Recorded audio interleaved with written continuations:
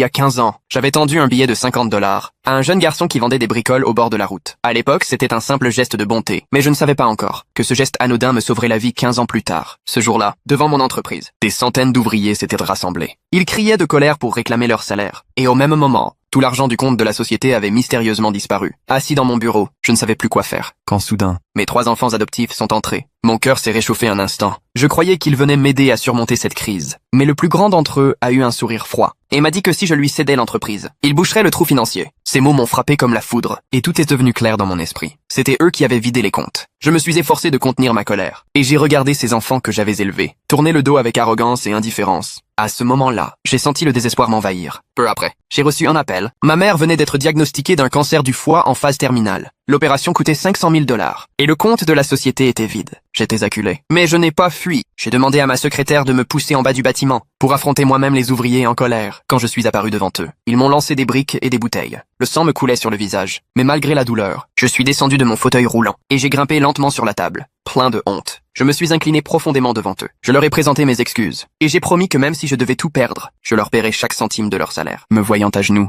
les ouvriers se sont tus. Ils ont vu ma sincérité. Et peu à peu, ils ont posé ce qu'ils tenaient et sont partis un à un. J'ai poussé un long soupir de soulagement. Et j'ai ordonné à ma secrétaire de vendre tous mes biens personnels pour combler les salaires des employés. Ensuite, je suis rentré à la maison. Je me suis agenouillé devant ma mère et je lui ai demandé de me prêter un peu d'argent pour l'opération, afin de sauver l'entreprise. Elle est restée silencieuse un moment, puis a soupiré doucement. Elle m'a dit qu'elle avait déjà assez vécu, que l'argent n'avait plus d'importance pour elle, mais que l'argent des ouvriers ne devait jamais être retardé. Ces mots m'ont transpercé le cœur. C'est la première fois que j'ai compris à quel point j'avais échoué. Peu après, ma secrétaire m'a rappelé, même après avoir tout vendu. Il manquait encore 600 000 $. J'ai alors pensé à un vieil ami, un camarade d'université. Je l'avais aidé à lancer son entreprise. Je croyais qu'il ne m'abandonnerait pas. J'ai donc pris mon courage à 2 mains pour aller le voir. Mais il m'a accueilli avec un sourire moqueur. Il m'a dit que ma chute était une juste punition. Ces mots m'ont glacé le sang. Et j'ai tourné les talons, anéanti. C'est à ce moment précis que mes 3 enfants ingrats sont réapparus à la porte.